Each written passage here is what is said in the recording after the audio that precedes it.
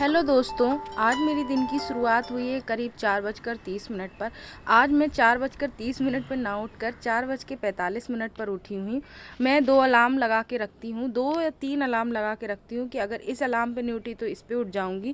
तो ऐसा आप लोग भी करते होंगे जैसा मैं करती हूँ। कौन-कौन करता है कमेंट करके ज़रूर बताएँ। और जैसे ही मैं उठी तो मुझे लगा कि आज का दिन तो चला ही जाएगा, मेरा पूरा टाइम वेस्ट चला जाएगा। तो मैं तुरंत से उठी और 4:45 पे उठी और सीधे गई वॉशरूम में मैंने अपना मुंह धुला और ब्रश किया। मेरी नींद एकदम से भाग गई क्योंकि मैंने बिल्कुल ठंडे पानी से मुंह को धुला था। और आज बहुत सारे लोगों का केवीएस पीआरटी का एग्ज़ाम है, फर्स्ट डे है आज। तो आप लोग बिल्कुल भी स्ट्रेस मत लीजिए। जैसा भी आपका एग्ज़ाम जाएगा वो आपकी प्रिपरेशन पे डिपेंड करेगा। आप बिल्कुल भी रिलैक्स होके जाइए, डरने की बिल्कुल ज़रूरत नहीं है। अच्छे से आप एग्ज़ाम देने जाइए, आपका एग्ज़ाम अच्छा ही जाएगा। अगर आपने मेहनत की है आपको अच्छा ही रिज़ल्ट मिलेगा। तो यहाँ पर मैं आ गई अपने स्टडी रूम में और मैंने अपनी टेबल सेटअप कर लिया है। और कुछ लोग सोच रहे होंगे कि हम रिव्यू देख लेंगे, हमारा नेक्स्ट डे एग्ज़ाम है, उसके 2-3 दिन बाद एग्ज़ाम है। तो रिव्यू देखकर आपको एक काम नहीं करना है, बिल्कुल नहीं करना है। आपको रिव्यू देखने के बाद आपको बिल्कुल भी ये नहीं सोचना कि ये टॉपिक मैंने पढ़ा नहीं है, मैं इसको पढ़ लेती हूँ। अगर कोई छोटा टॉपिक है तो आप पढ़ सकते हैं, लेकिन अगर कोई बड़ा चैप्टर है तो उसको आप बिल्कुल भी मत टच करिए, क्योंकि हो सकता है वो चैप्टर आपके एग्ज़ाम में आई नहीं, इस पेपर में आया, आपके में ना आए। तो क्योंकि बहुत दिनों तक एग्ज़ाम चलना है, 1 हफ्ते तक एग्ज़ाम है केवीएस पीआरटी का, 10 दिन तक। तो आप ये बिल्कुल मत सोचिए कि मैं नया पढ़ लेती हूँ, अभी मेरे पास टाइम है।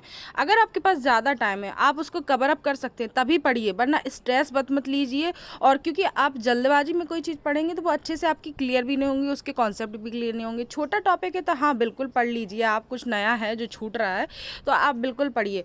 पर जो बहुत बड़ा चैप्टर है, कोई ऐसा चैप्टर जो आपने नहीं पढ़ा और वो एग्ज़ाम में उससे रिलेटेड क्वेश्चन आ रहे हैं, तो आप बिल्कुल स्ट्रेस मत लीजिए, उसके क्वेश्चन भलाएं सोल्व कर लीजिए, लेकिन आप उसको चैप्टर वाइज पढ़ने के लिए मत बैठ जाइए कि एक एक टॉपिक आपका कवर अप कर रहे हैं। जितना आपने पढ़ा है उसी को आप पढ़ के जाइए, अपने कॉन्सेप्ट को अच्छा रखिए, उसी को बार बार रिवाइज़ करिए।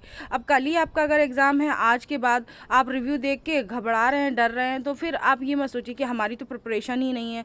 तो बिल्कुल ऐसा मत सोचिए। हो सकता है वो टॉपिक आपके एग्ज़ाम में ना आए, तो एग्ज़ाम कैसा सेट हुआ है ये आपको नहीं पता है। इसीलिए जितना पढ़ा है उसी को बार बार पढ़ के जाइए, रिवाइज़ करिए। मैं बार बार बोली, यहाँ पर मैं अपना टाइमर लगा के बैठ गई पढ़ने के लिए। सुबह का टाइम जैसे आप लोगों को पता रहता है सीडीपी के लिए डेडिकेटेड रहता है, तो मैं यहाँ रिवीजन कर रही हूँ।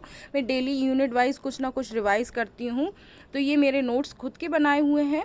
तो यहाँ पे मैं जो भी की पॉइंट्स मुझे याद नहीं हो रहे हैं या मैं भूल जा रही हूँ, कन्फ्यूज़न क्रिएट हो रहा है, तो मैं यहाँ पे उनको हाईलाइट करती जा रही हूँ। तो आप लोग भी अपने नोट्स को हाईलाइट करते जाइए, क्योंकि लास्ट टाइम जब रिवाइज़ करेंगे ना तो इस बहुत हेल्पफुल रहता है। ये आपको उन्हीं चीज़ों पे पॉइंट्स पे आपकी निगाह ज़्यादा जाएगी, तो वो चीज़ें भी आपको रिकॉल करने में आसानी रहेगी कि ये चीज़ यहाँ से रिलेटेड है। तो यहाँ पे मैं सीडीपी पढ़ रही हूँ।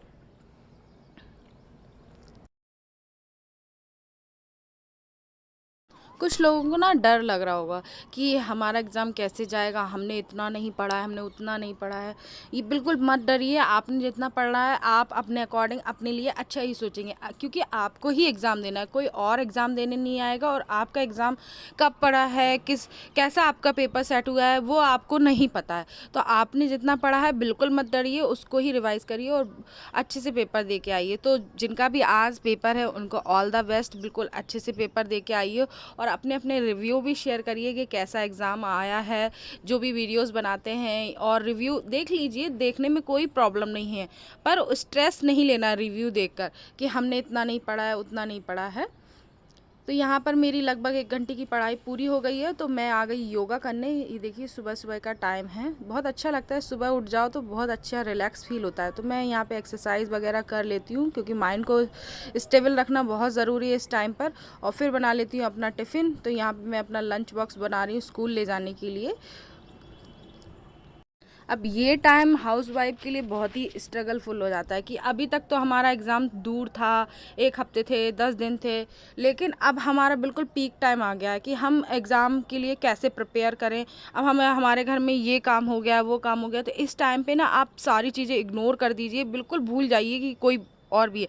जितना आपका मन करे उतना करिए, जब आपको पढ़ने का बिल्कुल मन ना करे, अदरवाइज़ सब चीज़ छोड़ दीजिए। खाना बना दीजिए, झाड़ू पोछा बर्तन जो भी है पड़ा रहने दीजिए, आप उसको एग्ज़ाम के बाद करिएगा। आप बर्तन तो धुलना ही पड़ेगा क्योंकि वो 7 दिन तक नहीं रह सकता है, 4 दिन तक नहीं रह सकता, लेकिन झाड़ू पोछा आप 7 दिन करे बिना रह सकते हैं। तो इसलिए कुछ-कुछ काम ऐसे हैं जिनको आप होल्ड पे रख दीजिए, बाद में ही करिए इनको। तो इनको आप जब एग्ज़ाम हो जाए तब आप उनको अच्छे से कर दीजिए और अच्छे से क्लीनिंग कर दीजिए। तो बिल्कुल स्ट्रेस नहीं लेना है। जो हाउसवाइफ़ हैं, जो वर्किंग हैं, तो इस टाइम पे अपने आप को फुल टाइम दीजिए आप और अपने टाइम को बिल्कुल अच्छे से यूटिलाइज़ करिए, प्रोडक्टिव बनाइए, अच्छे से रिवाइज़ करिए, जो भी है आपके टॉपिक, कॉन्सेप्ट जो भी बचा हुआ है पूरा अच्छे से पढ़िए। यहाँ पर मेरे सुबह-सुबह स्टूडेंट्स भी आ जाते हैं, तो मुझे बहुत सुबह-सुबह जल्दी करना पड़ता है और ये शाम को मैं जब स्कूल से लौट के आ गई, फ्री हो गई, तो मैंने कहा अब पढ़ लेती हूँ क्योंकि अभी इस टाइम बिल्कुल रेस्ट नहीं कर सकती हूँ। रेस्ट करना यानी आपका एग्ज़ाम के लिए आप एक स्टेप पीछे हट रहे हो, इसीलिए आप रेस्ट नहीं कर सकते हैं, तो मैं भी रेस्ट नहीं कर रही हूँ। तो जो सुबह का टाइम था उसको मैंने टाइमर लगा लिया, कंटिन्यू कर लिया उसको और फिर से मैं रिवीजन में लग गई। तो रिवीजन करना बहुत ज़रूरी है। तो यहाँ पे मैं अगेन सीडीपी ही पढ़ रही हूँ। जो सीडीपी के कुछ पॉइंट्स मैंने सोचा है कि कुछ की पॉइंट्स नोट करती जाऊँ क्योंकि जिस दिन मेरा एग्ज़ाम होगा तो उस दिन मैं उनको जल्दी से रिमाइंड कर पाऊँगी, लर्न कर पाऊँगी। तो यहाँ पे मैं रिवाइज़ कर रही हूँ सीडीपी। यहाँ पर मैं आपके साथ अपनी केवीएस प्रिपरेशन की जर्नी शेयर कर रही हूँ। मुझे बहुत अच्छा लगता है कि मुझे देख के कुछ लोग मोटिवेट हो रहे हैं और वो अपनी पढ़ाई को कंटिन्यू कर पा रहे हैं। मेरे जैसे लोग जो स्ट्रगलफुल हैं तो वो मोटिवेट हो रहे हैं, तो मुझे बहुत अच्छा लगता है। जो भी मोटिवेट हो रहे हैं, hit the like button, share, subscribe और थैंक यू फॉर वॉचिंग। और जिनका एग्ज़ाम है उनको ऑल द बेस्ट, डरने की बिल्कुल ज़रूरत नहीं है और कीप वॉचिंग।